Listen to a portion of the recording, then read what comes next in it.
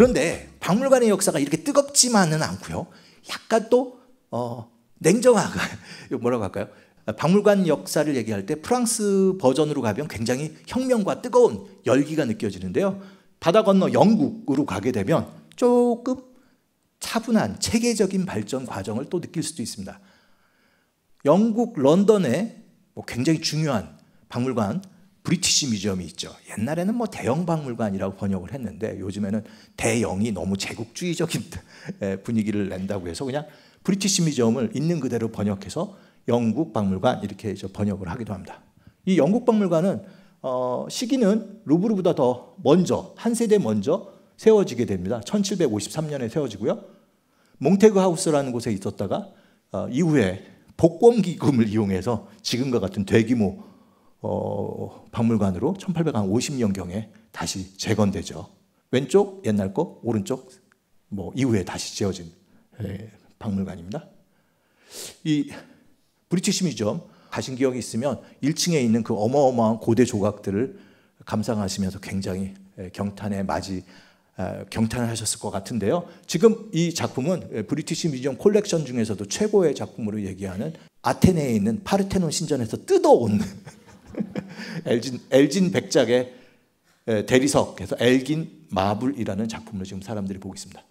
참고로 지금 보시고 있는 이 조각상이 이 브리티시 뮤지엄을 만들게 된 계기를 만든 그 의사입니다. 한스 슬로운이라는 분인데요. 이분이 거의 100살 사시는데 의사였는데 굉장히 다양한 세상에 재미있는 것들, 소위 박물, 다양한 것들을 다 모아 놓았고요. 그것들을 죽은 다음에 정부에게 넘기게 됩니다. 그가 모아놓은 수만 점, 한 5만 점 되는 다양한 동식물 표본부터 미술품도 약간 있고 동전도 있고 세상에 진귀한 다양한 것들을 그가 평생에 걸쳐 모았는데 그가 죽으면서 이걸 국가에게 이제 기증하게 되는 것이죠. 그래서 그가 죽은 1753년에 그 작품을 받아서 브리티시 뮤지엄이 생기게 됩니다. 프랑스보다 한 발 먼저 공공박물관을 만들게 되는데요. 지금 그가 작품이 전시된 그 공간을 들어가게 보면은 우리는 요즘에 박물관, 미술관 하면 미술품들이 중심이 될 것 같은데 여기에 뭐가 보여요? 기린이라든지 코끼리, 자연사 박물관 같은 이런 느낌입니다. 원래는 지금과 같은 순수 예술 아니면 역사 박물관 형태하고는 초기 박물관 형태는 조금 많이 달랐던 것 같아요. 그런데 지금 브리티시 뮤지엄 가보게 되면 다양한 미술품들이 많게 되는데요. 이거는 어떻게 된 거냐? 이후에 영국의 상류층들이 수집했던 작품을 계속 기증합니다. 지금 나폴리 대사였던 윌리엄 해밀턴이라는 사람이 자기 친구네 집에 가서 아마 그때 왼쪽에서 보이는 저 연주하는 두 사람은 모차르트와 그의 아버지로 추정되는데요. 나폴리에 가서 여러 외교 활동을 하는 대사 역할을 윌리엄 해밀턴이 했고 그 동료들 영국 사람 집을 지금 보시고 계시는데요. 그 집 배경에 뭐가 보여요? 여러 도자기들이 보이죠. 저게 이제 소위 남부 이탈리아에서 특히 폼페이 같은 곳에서 발견된 다양한 도자기들을 이 사람들이 수집했고요. 이 사람들이 본국으로 돌아오면서 이 작품들을 가지고 있다가 어디다 내놓는 거예요? 브리티시 뮤지엄에다가 이제 주는 거였습니다. 특히 영국 귀족들은 좀 고상한 문화를 또 즐기기도 했는데요. 그냥 혹시 그런 거 없으세요? 목요일마다 만나서 술 한잔 하자 이런 거. 요게 이제 소위 영국 귀족 자제들이 자기들끼리 일종의 클럽을 만들어서 협회를 만들어서 사교 활동을 했는데요. 과거 문화를 즐기는 딜레탄트, 과거 문화를 즐기고 문화를 애호하는 그런 모임을 만들었는데 지금 회원들 다 손에 뭐가 들어가 있어요? 와인잔이 들려 있는데 이 사람들이 원래는 이렇게 술을 좋아하시는 분들이 모였는데 자기들끼리 술만 먹기 좀 미안하니까 문화예술을 후원하자 이렇게 해갖고 지금 보시면 맨 밑에 그룹 초상화지만 미술책 같은 걸 보면서 이렇게 토론하고 있는 모습들을 보여줍니다. 이분들은 귀족 자제, 성공한 집안 자제예요. 뭐가 많아요? 돈이 많아요. 그래서 자기가 직접 연구를 못하면 어떻게 하죠? 공부할 사람들한테 지원을 해요. 그래서 고대 문화를 연구하고 지원하는 그런 역할을 했던 거죠. 이 중에서 이런 사람도 있어요. 술을 너무 좋아해서 정말 옛날 우리나라로 치면 고급 도자기에다가 술을 놓고 이렇게 마시는 즐거운 모습을 보여주는데요. 이 사람의 평생 좌우 모토가 세리아 루도, 저런 거 한번 메모해 놓으셔도 좋은데, 라틴어로 무슨 뜻이냐면은 어려운 일도 즐겁게 뭐 이런 겁니다. 중요한 건 이런 사람들이 엄청난 돈을 들여서 과거를 연구하고 지원하고 수집하는 거죠. 이들이 지금 괴테도 그런 경우가 있는데, 이탈리아를 여행을 하면서 꽤 오랜 동안 고대 문화를 연구하는 그런 시간을 보내요. 이런 걸 뭐라고 얘기하냐면 그랜드 투어. 한 번 하는 투어가 아니라 그랜드 투어. 짧게 하는 투어가 아니라 그랜드 투어. 이게 길고 오랜 시간 동안 아무 데나 가는 게 아니라 로마 같은 데 가서 그 고급 고대 문화를 배우고 오는 것이죠. 이런 그랜드 문화, 그랜드 투어의 시대가 18세기를 중심으로 유럽 상류층 사이에 유행을 하게 되는데요. 지금 보시면 로마에 온 사람들이 그냥 가면 안 되잖아요. 그래서 이 사람들에게 일종의 기념품 파는 그 당시 기념품 샵이에요. 보시게 되면 이 사람들이 로마를 그린 그림이라든지 여러 조각품들을 구매해서 돌아오죠. 대부분 가짜입니다. 하지만 그게 뭐도 있어요? 진짜도 있는 거죠. 돌아와서 이렇게 꾸며요, 자기 집을. 고대 조각들을 가지고 자기 집을 저렇게 꾸미고요. 이렇게 꾸미고요. 이런 작품들이 다 어디로 갈까요? 좋은 것들은 다 브리티시 뮤지엄에 기증이 돼서 지금과 같은 엄청난 컬렉션을 가진 미술관으로 성장하게 되죠. 그 중에 가장 논쟁적인 것이 바로 그 당시 오스만 투르키에라고 해야 되나요? 오스만 터키 제국의 대사로 파견됐던 이 엘긴 백작이라는 사람이 그 당시 터키가 지배하고 있던 그리스 아테네, 바로 파르테논 신전에 가서 영국 측 주장입니다. 그쪽 지역 관리에게 허가를 받고 이 작품을 가져왔다고 주장을 하죠.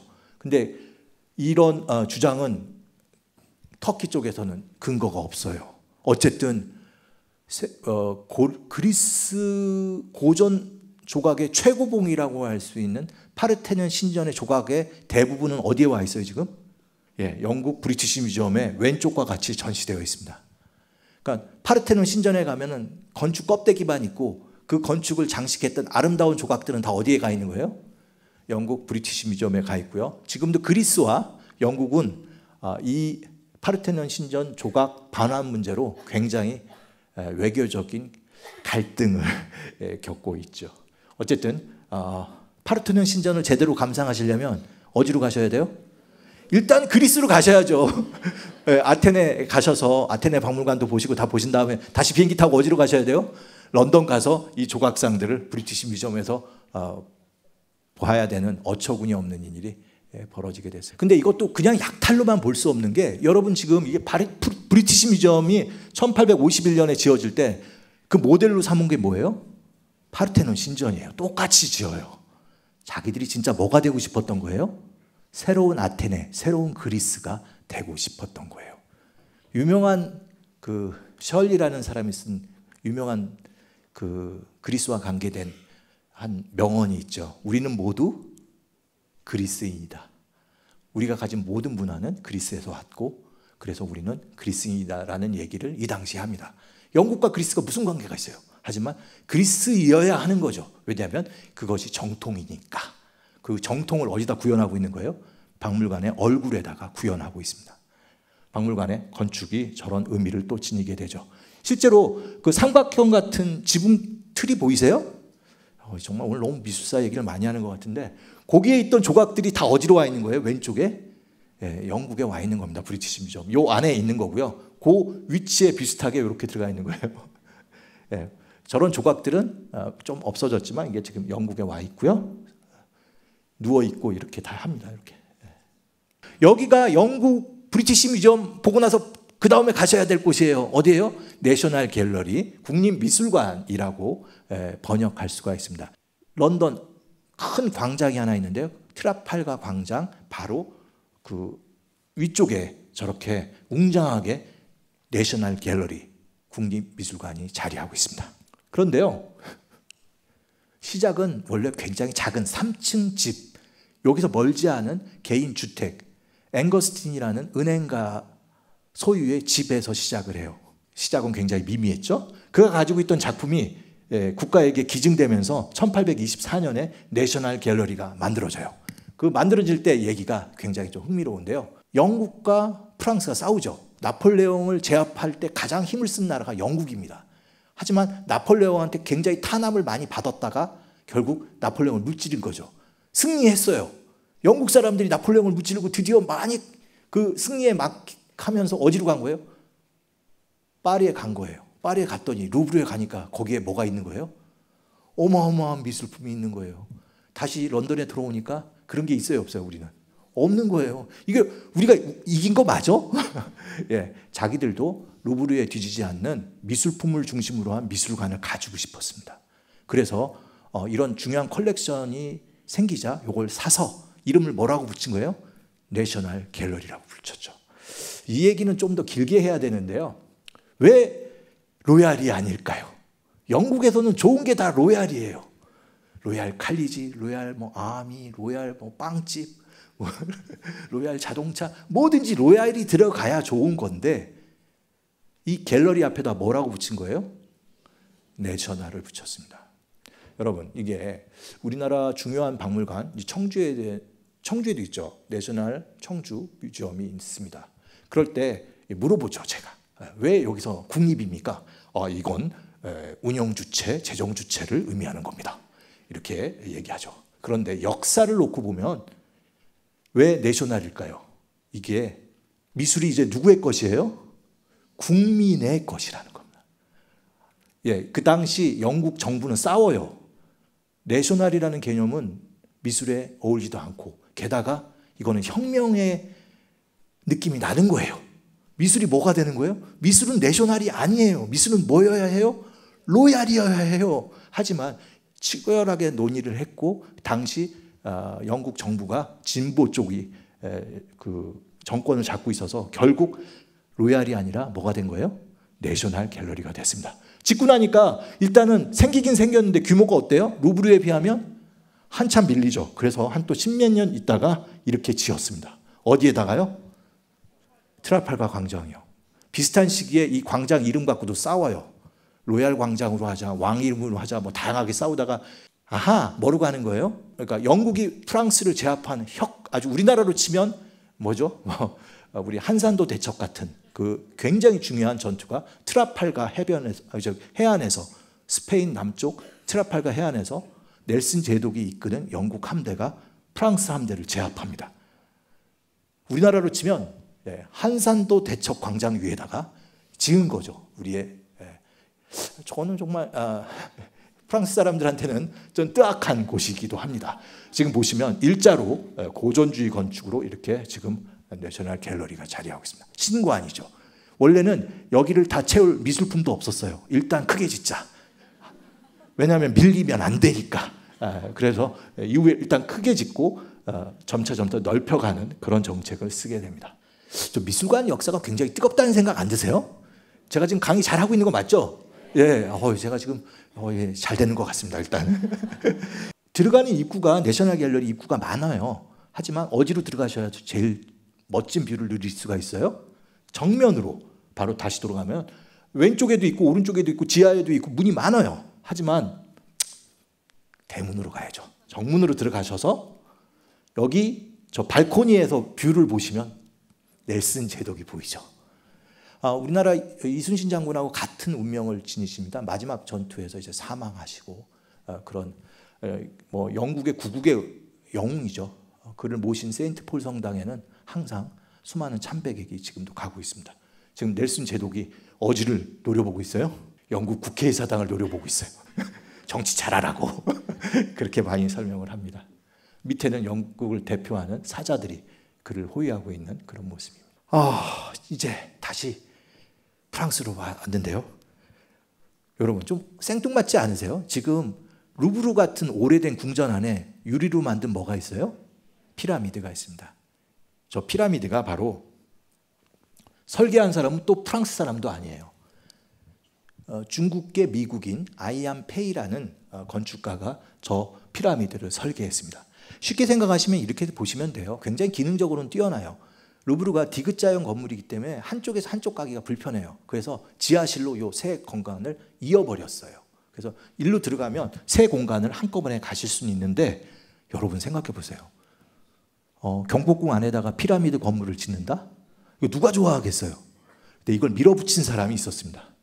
바로 이게 들어가면 이렇게 멋있어요. 하지만 위에는 바로크 로마 막 고전 건물이 있는데 밑에 저런 유리로 건물이 있으니까 약간 이질감이 있다라고 생각하실 수도 있는데요. 이걸 밀어붙인 사람이 당시 대통령 미테랑이었습니다. 그는 프랑스를 더 위대하게, 루브르도 위대하게 이런 슬로건을 제시하면서 밀어붙였고요. 프랑스 혁명 200주년 기념물로 만듭니다. 100주년 기념물이 뭐예요, 여러분?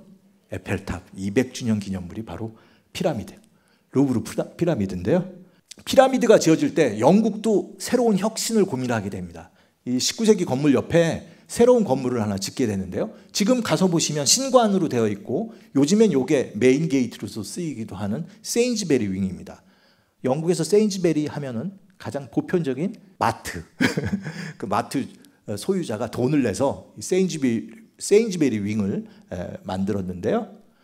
중요한 건 원래 이렇게 좀 밍숭맹숭한 건물이 아니었습니다.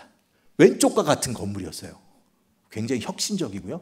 피라미드 이상 파격적인 기둥을 세우고 유리로 만들고 다양한 그 구조를 넣어서 트라팔과 광장 안에 변화를 주는 신관을 만들려고 했어요.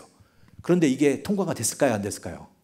예, 영국 하면 약간 보수적 미감인데요. 특히 지금 왕이신 찰스 당시의 왕세자가 이걸 뭐라고 불렀냐면, 이 안을 보고 괴물 같은 종기, 몬스트로스 카벙클이라는 표현을 썼는데, 이때부터 영국에서 이상한 건물 하면 뭐라고 불러요? 몬스트로스 카벙클, 괴물 같은 종기라고 부르게 됩니다. 예, 어쨌든 이게 들어갔으면 굉장히 멋지고 근사한 혁신적인 건물이 들어갔을 텐데, 이것을 짓자. 참고로 지금 영국의 왕 찰스 그분은 건축학도였던 걸로 제가 알아요. 그래서 나름대로 좀 소양이 있으셔서 딴 때는 조용히 계셨지만 이거 갖고는 조금 노이즈를 내신 거죠. 예, 어쨌든 이게 폐기되고 이렇게 밋밋한 건물로 완성이 됐습니다. 하지만 들어가 보면 꽤 근사해요. 스테어 케이스도 있고, 원래 여기에 이탈리아 르네상스 건물 회화들이, 여기에 이탈리아 르네상스 회화들이 들어가는데 거기에 걸맞는 인테리어로 톤이 맞춰져 있습니다. 지금 보시면 15세기 르네상스 이탈리아에서 개발한 최고의 발명품이 원근법이죠. 원근법으로 공간이 설계되어 있고 그거에 맞춰서 작품도 배치되어 있죠. 저기 딱 기둥과 기둥이 일정하게 축소되면서 작품 하나 딱 걸어서 거기에 소실점과 같은 역할을 하게 하는데요. 예, 브리티시 뮤지엄도 가만히 있을 수는 없어갖고 여기 위에다가 원래 천장을 다 뜯어내고 이 도서관 주변에다가 유리 또 얹힙니다. 그래서 원래 도서관 자리 위에 저렇게 근사한 유리 천장을 또 올리기도 하는데요. 이러면서 박물관이 새롭게 변신을 하는 거죠. 프랑스는 좀 혁신적으로, 영국은 좀 차분하게 자기의 범위 안에서 움직이고 있다고 보실 수가 있습니다. 네, 재미있는 거는 브리티시 뮤지엄 안에 굉장히 큰 한국관이 있습니다. 새롭게 밀레니엄 프로젝트로 도서관 파트를 옮기고 나서 한국관도 있고요. 지금 브리티시 뮤지엄 가면 굉장히 근사한 자리에 한국관, 한국실이 있습니다. 꼭 한번 들려봐 주시기를 추천드리고요. 언젠가 우리나라 미술관, 박물관도 리모델링을 해야 될 때가 오는데요. 그때 생각할 건 뭐가 있을까요? 루브르 모델, 영국 브리티시 뮤지엄 모델, 뭐 이런 걸 생각할 수 있고요. 제3의 모델도 충분히 가능할 것 같습니다. 마무리 단계로 가는데요. 우리나라에 미술관, 박물관이 많을까요? 영화관이 많을까요? 아닙니다, 여러분. 이게 조금 낡은 데이터인데요. 제가 다시 확인했지만 큰 데이터의 숫자는 차이는 없는데요. 2018년 기준으로 우리나라의 박물관은 870개, 최근에 조금 더 늘었고요. 미술관도 250개 됩니다. 1000개가 넘어요. 그런데 영화관은 지금도 500개가 되지 않습니다. 우리 주변에 미술관, 박물관이 영화관보다 더 많은 거죠. 자, 그리고 이 질문을 던지면 어떨까요? 여러분, 명품은 백화점에 많을까요? 박물관에 더 많을까요? 박물관에 많습니다. 우리가 명품 좋아하면 어디 가셔야 돼요? 박물관 가셔야 돼요. 우리가 항상 하는 말이 박물관에 있는 작품 하나 팔면 백화점 한 층입니다. 그러니까 진짜 안목을 넓히려면 어디로 가셔야 되는 거예요? 박물관에 가야 되고요. 제가 뭐 길게 오늘 좀 말씀드렸지만 박물관의 역사를 프랑스 버전으로 놓고 보면 정말 혁명에 의해서 시민들이 얻은 그 성과입니다. 우리가 귀족이 될 수 있는 그 순간만큼 언제요? 만약에 가족들과 지금 꼬마들도 와 있고 그런데 박물관에 가서 미술관에 가서 그냥 노세요. 그 순간 우린 뭐예요? 최고의 엘리트 문화를 향유하는 것이라고 생각하시면서 자유롭게 보내시는 것도 박물관, 미술관을 즐기는 굉장히 좋은 방법입니다. 지금부터 사실은 조금 역사 이야기긴 한데요. 사실 우리나라 박물관 역사를 기준으로 삼는 것은 어디냐면은 제실박물관입니다. 그래서 1908년에 여러분 이런 게 참 놀라운데요. 대한제국도 노력을 했어요. 외국에 가니까 박물관들이 있는 거예요. 국가가 국민을 위해서, 시민을 위해서 박물관을 만드는 걸 보고 왕실의 한 부분을 내놓고 이걸 뭐로 만든 거예요? 제실박물관을 만듭니다. 그 뜻은 대한제국 황실박물관에서 제실박물관이 1908년에 만들어지고요. 2008년에 한국박물관 100년 기념을 크게 했죠.